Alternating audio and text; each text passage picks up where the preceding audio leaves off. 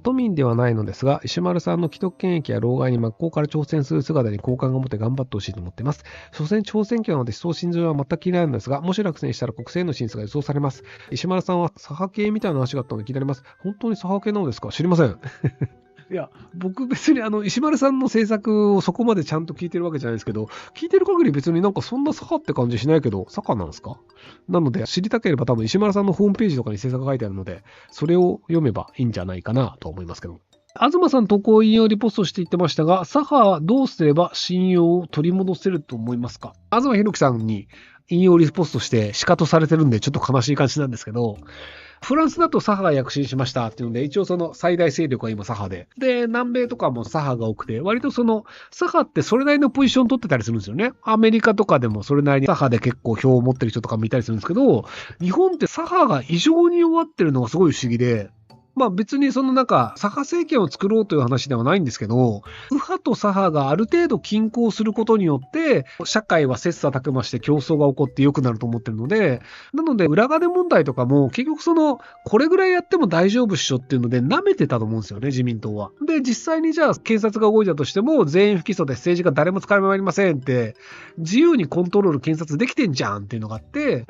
で、そこってやっぱり左派が政権を取るかもしれないっていう危機感がないっていうところで、何やっても大丈夫じゃんっていうので国民を舐めてるという状況だと思うんですよ。なので僕はある程度左派が強くなった方がいいんじゃないかなと思ってるんですけど、左派に憧れる若者が少ない。20代で左にかぶれないものは情熱が足りなく、40代で保守にならないものは感情が足りないんだっけ？偉い人が言ったセリフがあるんですけど、ヨーロッパとかアメリカの大学生って左派多いんですよ。環境を大事にしようとか、その人権大事にしようとか、移民の人でもちゃんと守った方がいいよね。で、年を取るにつれて、だんだん保守側に行くっていう構造が割と先進国はあるんですけど、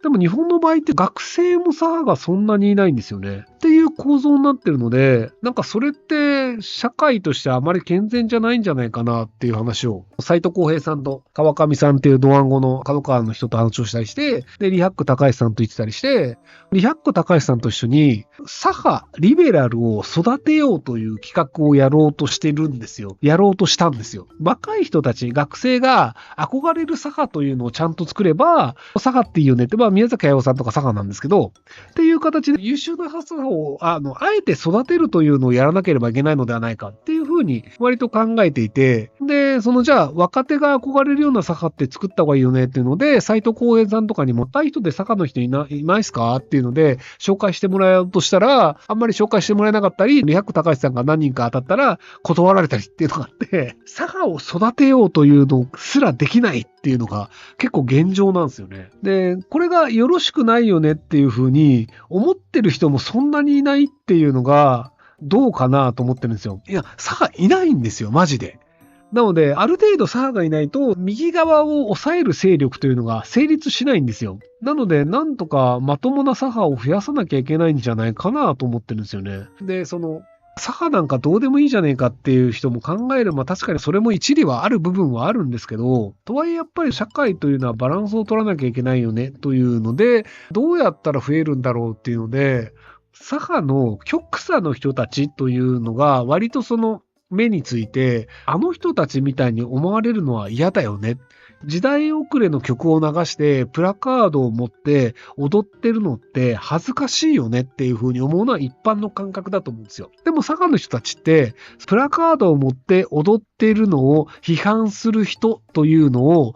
批判するようなやつはもう私たちの味方じゃないっていう捉え方をするんですよ。左派の中でもこういうやり方は良くないよね、こうした方がいいよねっていう建設的なアイデアを出す左派の人っていうのは、それは批判をしてるわけではなくて、より良い方法があるよねっていう提案をしてると思うんですけど、でも音楽鳴らしてプラカードを踊ってたら一般の人も弾いちゃうからやめようよって言うと、お前は味方じゃねえ、そんなこと言うようなやつは敵だみたいなので排除してしまうっていうのがあって、どんどんなんかおかしな左派の人たちがずっと濃くなっていって、こういう人たちの常識っていうのを、蓮舫さんを応援する共産党の人たちが、女ちゃちゃたまらない WithR の会みたいなのを調布のところで運動とかをしてて、いやいや、そういうことやるから、蓮舫さんっておかしな人が囲まれてるから、この人は通用しちゃいけないよねってなるよね。R っていうステッカー貼ってんのやっぱりあなたたちじゃんって思われちゃうじゃんっていうところが分からなくて、ああいうことをやって、なんかそれでこういいことをしたっていうふうに思っちゃうみたいな。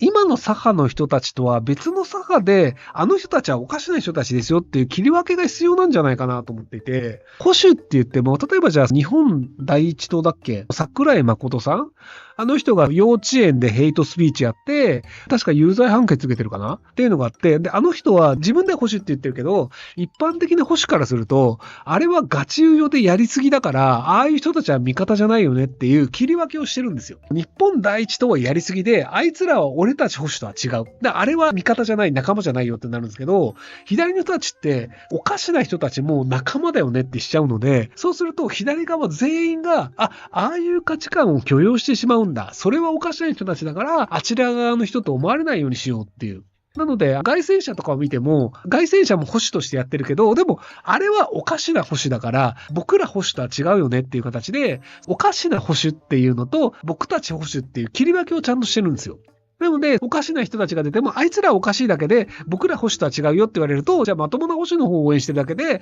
ガチ勢は別なんだよねっていう切り分けができるんですけど、残念ながら左は極左の切り分けができてないんですよね。で、極左の切り分けをしないっていうのが、なぜか正しいみたいなことになっちゃってるので、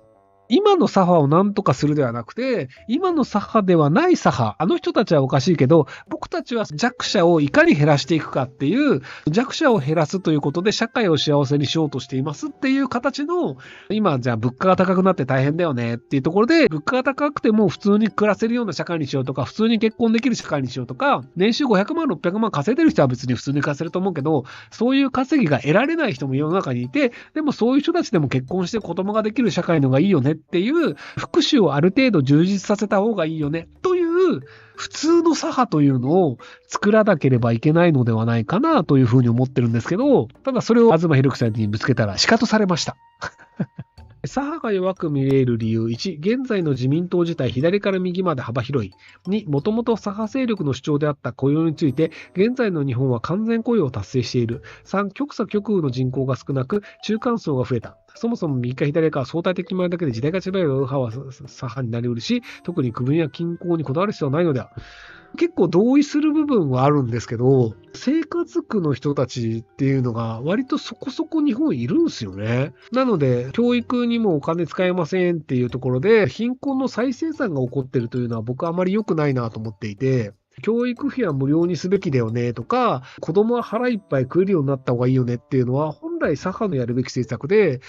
そこは僕実現した方がいいと思ってるんですよ。自民党がそれを言うわけないので、学校教育完全無償化みたいなのはやっぱりある程度左派が頑張らないと成立しないんじゃないかなと思ってるので、なのでそこは左派勢力がもうちょっと頑張って実現していただければいいんじゃないかなと思うんですけど、なぜこれが実現しないかっていうと、右派自民党ってダメな私立の大学とかを設立して、で、そこに補助金ぶっ込んで、フランク大学生とかを増やしてるんだけど、そこで大学の理事とかをやっちゃったりして、それなりにお金とかポストとかをもらうっていうのと、で、自民党は結構そこら辺がっちり私立の大学と組んじゃってるんですよね。加計学園みたいなのを作っちゃったりみたいなのがあるんですけど、でも大学を無償化する場合って、F ランク大学みたいなのを完全になくして、きちんと学ぶことで役に立つものがある大学が無償化するという形にしなきゃいけないので、大学を減らす構造にせざるを得ないんですよね。で、もしくは、センター試験で一定の点数を取った生徒の学費は無料にします。なので、勉強しないです、F ランク大学行きたいですっていう人は自腹で払ってください。で、センター試験ってある程度の点数を取った人は、じゃあ、ある程度の点数を取ったので、なので、大学に行ったとしても、その人が、じゃあ、慶応大学行きたいですって言ったら、じゃあ学費出します。早稲田大学行きたいって言うなら学費出します。向こう側女子短期大学みたいな F ランク大学に行きたいですって言っても、それはちゃんと学費を出しますっていう形で、勉強ができる生徒に関して学費を出す。全大学に行っても学費出すなんですけど、っていう形にするということで、優秀な生徒が行きたい大学だったら、補助助金が出ますよという形にするというのであれば、まだマシだと思うんですよね。今、加計大学とかって、日本人の学生が来ないので、無理やり韓国の獣医師を目指そうとする人を無理やり呼んできて、で、留学生を増やすことで、生徒をそれなりに集めて補助金もらおうみたいなことやっちゃってるんですけど、日本の税金で作った大学で、なぜか韓国の獣医師が増える。で、その韓国の獣医師は韓国に戻るっていう、日本の税金で育てて韓国に獣医師が増える謎の構造になっちゃってるんですよ。生徒数を維持することで補助金をもらおうとして、日本人が来ないんだったら、まあそういうやり方するしかないよねっていうことで、